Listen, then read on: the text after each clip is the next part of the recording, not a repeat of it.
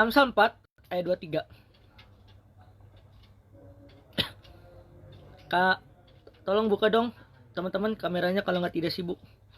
Amsal 4 ayat 23. Saya membawa jagalah hatimu dengan segala kewaspadaan karena dari situ terpancar kehidupan. Oke. Tema hari ini saya mau ngambil jangan selingkuh dalam hubungan. Apa temanya teman-teman? Jangan selingkuh dalam hubungan. Kita sebagai anak Tuhan nggak boleh selingkuh. Amin. Kita sebagai anak Tuhan harus setia pada pasangan kita. Amin. Kenapa dalam sebuah hubungan ada perselingkuhan? Dikarenakan cuma satu jawabannya, bosen. Betul nggak? Kalau kita sudah bosan sama pasangan kita, pasti selingkuh. Amin. Tetapi malam ini kita belajar, kenapa kita jangan selingkuh dalam sebuah hubungan atau pacaran atau pernikahan. Kenapa? Karena kesetiaan membawa kita dalam kebahagiaan, tetapi keselingkuhan membawa dalam kehancuran dalam hubungan. Amin. Di dalam sebuah hubungan pasti ada namanya selingkuh. Kenapa? Kenapa kita suka selingkuh? Kenapa, teman-teman? Yang kita pelajari, karena dimulai dari hati yang tidak dijaga. Orang yang selingkuh, hatinya tidak dijaga. Amin. Tetapi malam ini kita belajar, kita harus jaga hati kita untuk perasaan pasangan kita. Untuk setia sama pasangan kita. Amin. Yang kedua, karena kita mulai menyukai orang lain di luar pasangan kita. Dia itu sudah membuka tidak setia dengan pasangan kita. Artinya, yang kedua kita belajar bahwa perselingkuhan itu datang dari kita suka sama orang lain yang bukan dari pasangan kita. Itu boleh nggak, Kak Christine? Nah, malam ini kita belajar. Kita sebagai anak-anak Tuhan harus setia. Amin. Kenapa kita harus setia? Karena dari kesetiaan kita diuji. Supaya kita memahami kebosanan dalam sebuah hubungan pasti ada. Tapi malam ini kita belajar. Kalau orang yang selingkuh, hidupnya tidak akan nyaman. Hidupnya pasti akan selingkuh terus. Amin. Perubahan seseorang itu tergantung pada diri kita sekarang.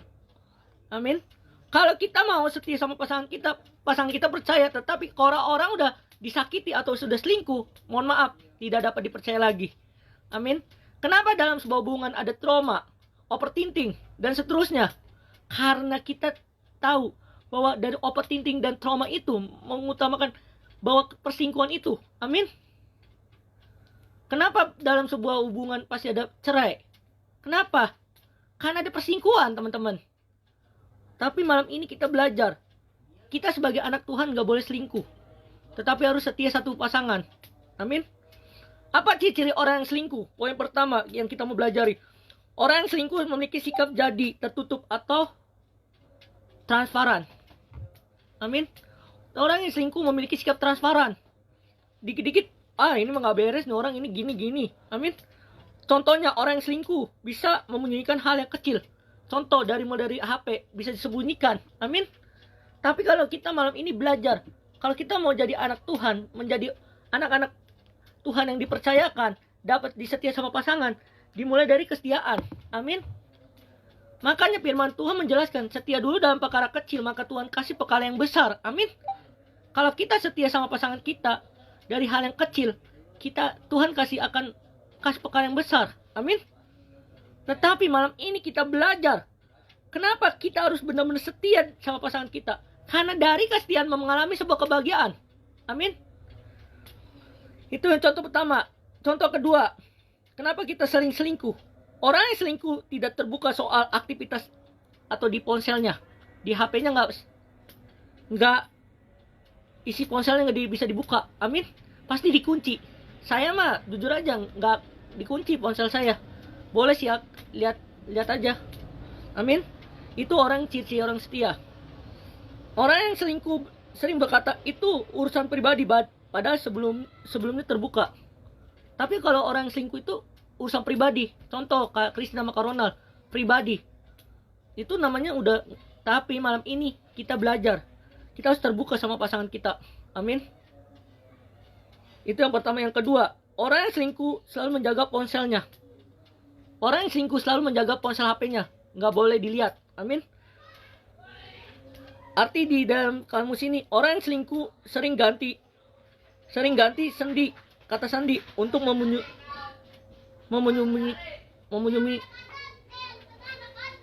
membunyikan settingannya, sembunyikan settingannya. Amin. Orang yang setia itu, orang yang selingkuh itu pasti settingannya disembunyikan. Amin. Kenapa disembunyikan? Karena takut ketahuan. Betul nggak teman-teman? Makanya kita sebagai anak Tuhan harus setia. Terus yang ketiga, orang selingkuh panik saat pasangan pegang HP-nya. Makanya kita kalau mau setia sama pasangan kita, jangan takut HP-nya dipegang-pegang. Amin.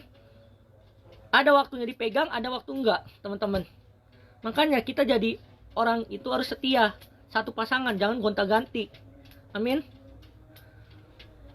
Poin ketiga, orang yang selingkuh hatinya mulai dingin dan menjauh. Orang yang selingkuh tuh hatinya dingin.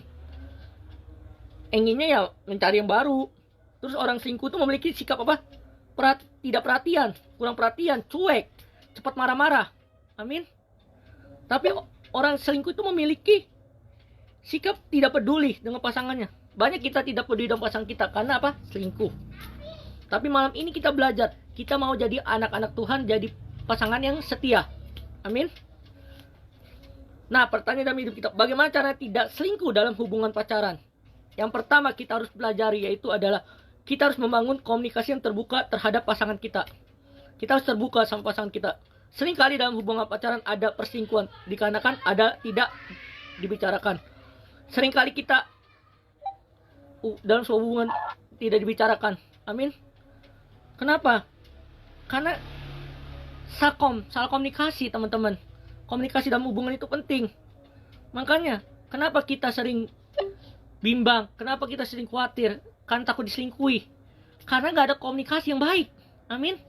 Malam ini kita harus berdoa sama Tuhan. Minta komunikasi yang baik untuk pasangan kita. Amin.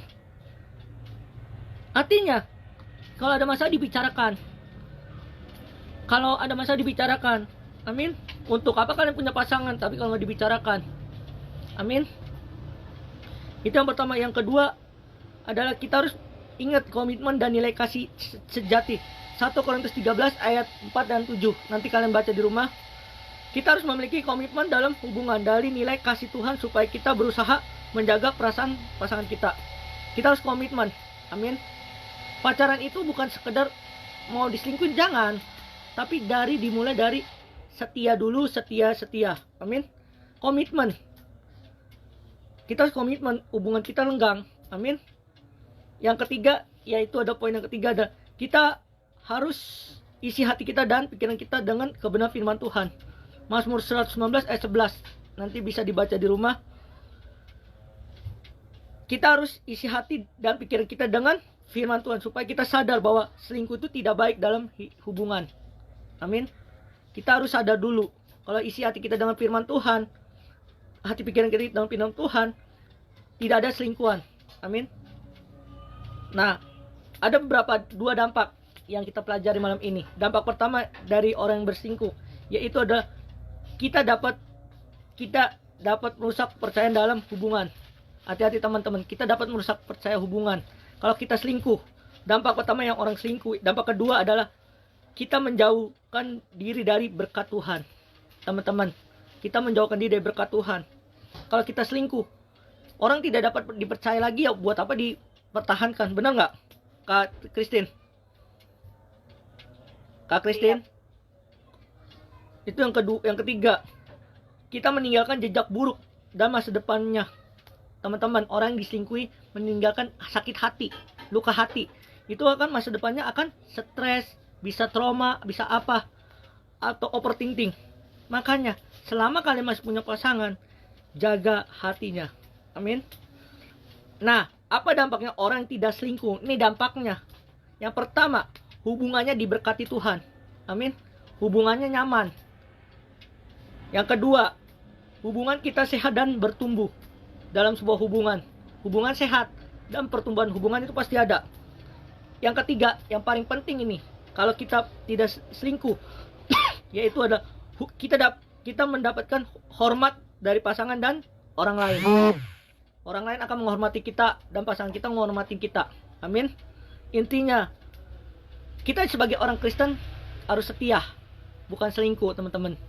Artinya, kalau kalian mau udah nggak sayang, bilang udah nggak sayang. Tetapi kalau dia diselingkuhi, sakit hati, nanti bisa trauma, stres, bisa overthinking. Amin.